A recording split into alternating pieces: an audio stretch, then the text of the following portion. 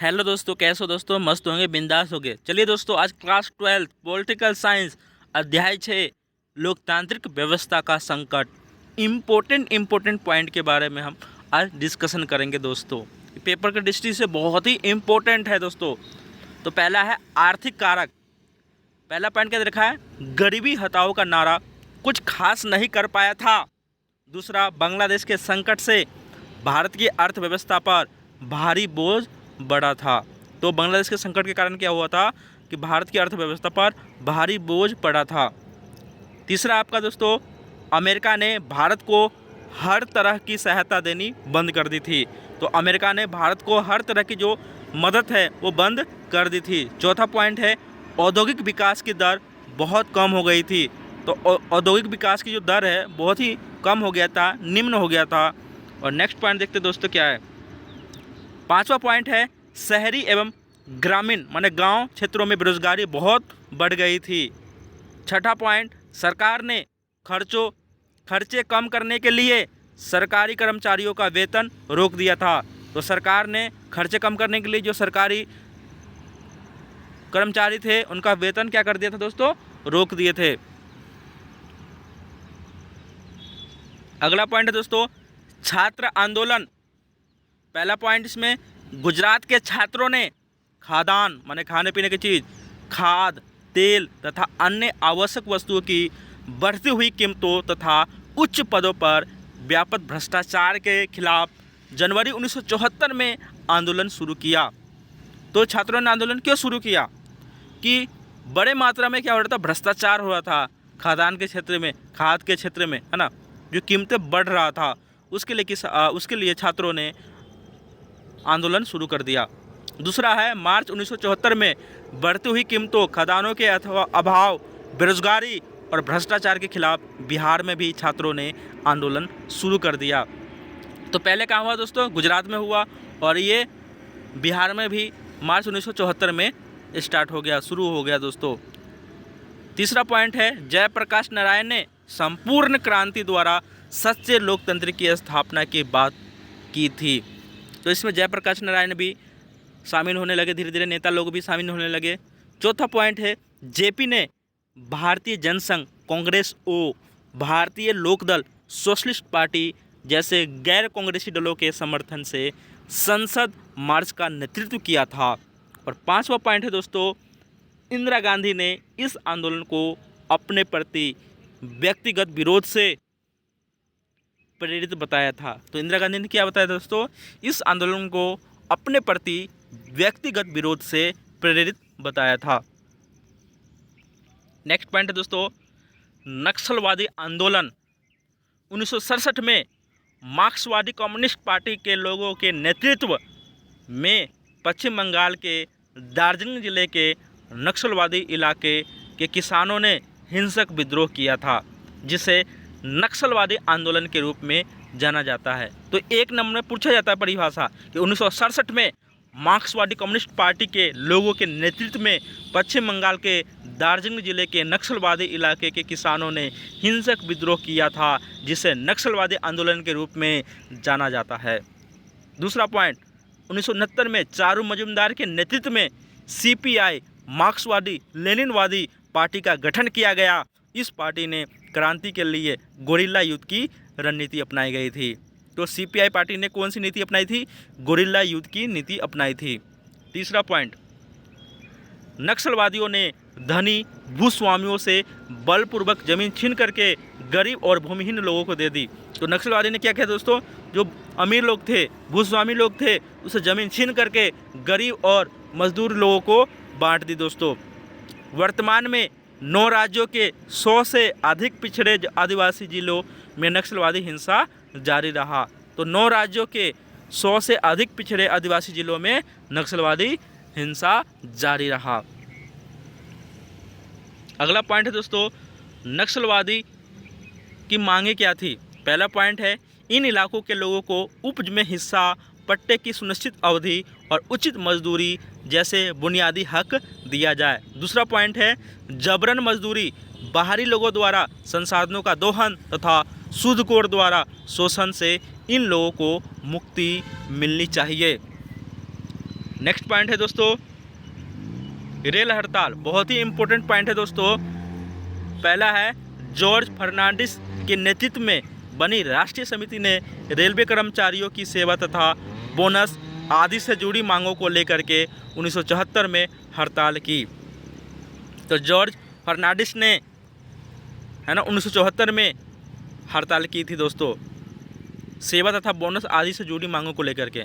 तो क्या था मांगे? सेवा तथा बोनस रेलवे कर्मचारी के द्वारा जो मांगे गए थे 1974 में इनका हड़ताल हुआ था। दूसरा पॉइंट है सरकार में हड़ताल को असंवैधानिक घोषित किया और उनकी मांगे स्वीकार नहीं की गई। तो क्या क्या जो मांगे थे जॉर्ज फर्नांडिस के वो मांगों को स्वीकार नहीं किया गया और असंवैधानिक घोषित कर दिया। तीसरा पॉइंट है इससे मजदूरों, रेलवे कर्मचारियों, आम आदमी और व्यापारियों में सरकार के खिलाफ असंतोष पैदा हो गया। तो मजदूर लोग, रेलवे के कर्मचारी लोग है ना सरकार के जो फैसले से वो असंतोष हो गए। अगला पॉइंट आपातकाल की घोषणा। पहला 12 जून 1975 को इलाहाबाद उच्च न्यायालय के न्यायाधीशों जगमोहन लाल सिन्हा ने इंदिरा गांधी के 1971 के लोकसभा चुनाव को असंवैधानिक घोषित कर दिया गया। तो दोस्तों आपातकाल की घोषणा के बारे में प्रश्न पूछा जाता है, बहुत ही इम्पोर्टेंट पॉइंट है, ध्यान से समझिए दोस्तों। दूसरा पॉइंट है 24 जून 1975 को सर्वोच्च न्यायालय के फैसले पर स्थगनादेश सुनाते हुए कहा कि अपील का निर्णय आने तक इंदिरा गांधी सांसद बना रहेगी, परंतु मंत्रिमंडल की बैठकों में भाग नहीं लेगी। इंदिरा गांधी सांसद तो बनी रहेगी बट मंत्रिमंडल की जो बैठकों में वो भाग नहीं लेगी। अगला पॉइंट है 25 जून 1975 को जेपी के नेतृत्व में इंदिरा गांधी के इस्तीफे की मांग को लेकर के दिल्ली के रामलीला मैदान में राष्ट्रव्यापी सत्याग्रह की घोषणा की। इंदिरा गांधी के इस्तीफे की मांग की। तो 25 जून 1975 को जेपी के नेतृत्व में इंदिरा गांधी के इस्तीफे की मांग को लेकर के दिल्ली के रामलीला मैदान में राष्ट्रव्यापी सत्याग्रह की घोषणा की और इंदिरा गांधी के इस्तीफे की मांग की। जेपी ने सेना, पुलिस और सरकारी कर्मचारियों से आग्रह किया कि वे सरकार के अनैतिक और असंवैधानिक आदेशों का पालन न करें। पांचवा पॉइंट 25 जून 1975 की मध्य रात्रि में प्रधानमंत्री ने आर्टिकल 352 आंतरिक गड़बड़ी होने पर के तहत राष्ट्रपति से आपातकाल लागू करने की सिफारिश की। तो दोस्तों आपातकाल की घोषणा कब की गई? 25 जून 1975 को। और प्रधानमंत्री ने क्या बताया कि आंतरिक गड़बड़ी होने के कारण अनुच्छेद 352 के माध्यम से राष्ट्रपति से आपातकाल लागू करने की सिफारिश की। एक नंबर पूछा जाता है कि कौन से आर्टिकल के माध्यम से आपातकाल की घोषणा की गई थी? अनुच्छेद 352। आपातकाल के परिणाम। पहला पॉइंट विपक्षी नेताओं को जेल में डाल दिया गया। दूसरा प्रेस पर सेंसरशिप लागू कर दी गई। तीसरा धरना प्रदर्शन और हड़ताल पर रोक। चौथा नागरिकों के मौलिक अधिकार निष्प्रभावी कर दिए गए। पांचवा नागरिकों ने निवारक नजरबंदी कानून के द्वारा राजनीतिक कार्यकर्ताओं को गिरफ्तार किया गया। छठा इंडियन एक्सप्रेस और स्टेटमेंट अखबारों को जिन समाचारों को छापने से रोका जाता था वे उनकी खाली जगह में छोड़ देते थे। सातवां सेमिनार और मिनिस्ट्रीम जैसे पत्रिकाओं ने प्रकाशन क्या कर लिए थे दोस्तों? बंद कर दिया था।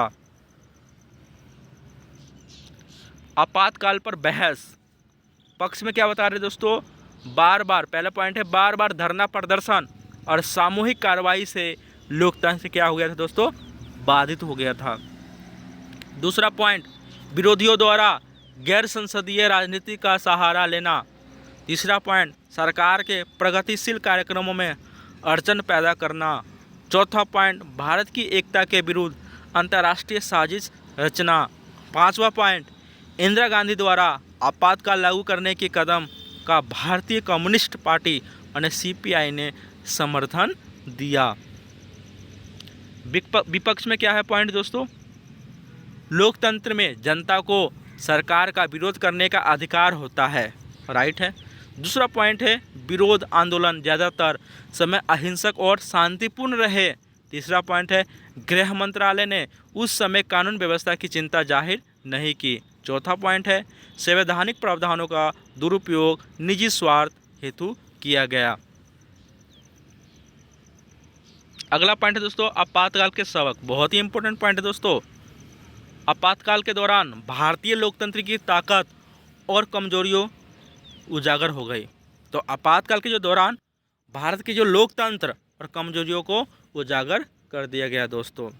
आपातकाल की समाप्ति के बाद अदालतों ने व्यक्ति के नागरिक अधिकारों की रक्षा में सक्रिय भूमिका निभाई। तीसरा पॉइंट है संविधान के आपातकाल के प्रावधान में आंतरिक अशांति शब्द के स्थान पर सशस्त्र विद्रोह शब्द को जोड़ा गया। तो संविधान के आपातकाल के प्रावधान में आंतरिक अशांति शब्द के स्थान पर सशस्त्र विद्रोह शब्द को जोड़ा गया। इसके साथ ही आपातकाल की घोषणा की सलाह मंत्रिपरिषद राष्ट्रपति को लिखित में देगी। तो आपातकाल की घोषणा की सलाह मंत्रिपरिषद है जो राष्ट्रपति को लिखित रूप में देगी। चौथा पॉइंट आपातकाल में शासक दल ने पुलिस तथा प्रशासन को अपना राजनीतिक औजार बना करके इस्तेमाल किया था। ये संस्थाएं स्वतंत्र रूप से कार्य नहीं कर पाई थी। नेक्स्ट पॉइंट है बहुत ही इंपॉर्टेंट पॉइंट है दोस्तों शाह आयोग। आपातकाल की जांच के लिए जो आपातकाल लगा था उसके जांच के लिए जनता पार्टी की सरकार द्वारा मई 1977 में सर्वोच्च न्यायालय के पूर्व न्यायाधीश जेसी शाह की अध्यक्षता में एक जांच आयोग की नियुक्ति की गई। तो क्या हो गया दोस्तों जो आपातकाल हुआ था उसकी जांच के लिए जनता पार्टी ने 1977 में सर्वोच्च न्यायालय के न्यायाधीश जेसी शाह की अध्यक्षता में जांच आयोग की नियुक्ति की गई। शाह आयोग द्वारा एकत्र किए गए प्रमाणिक तथ्य। पहला आपातकाल की घोषणा का निर्णय केवल प्रधानमंत्री का था। तो आपातकाल की घोषणा केवल किसका था? प्रधानमंत्री का था। ख समाचार पत्रों के कार्यालयों की बिजली बंद करना पूर्णतः अनुचित था। ग प्रधानमंत्री के निर्देश पर अनेक विपक्षी राजनीतिक नेताओं की गिरफ्तारी गैरकानूनी थी। तो प्रधानमंत्री के निर्देश पर अनेक जो विपक्षी नेताओं की जो गिरफ्तारी हुई थी और गैर कानूनी थी। घ मीसा का दुरुपयोग किया गया था। अंग कुछ लोगों ने आधिकारिक पद पर न होते हुए भी सरकारी कामकाज में हस्तक्षेप किया था। कुछ लोग क्या थे? अधिकारी पद पर न होते हुए भी सरकारी कामकाज पर हस्तक्षेप किया था। दोस्तों अगर यह वीडियो आपको अच्छा लग रहा है तो लाइक सब्सक्राइब एंड शेयर कीजिएगा। जय हिंद जय भारत।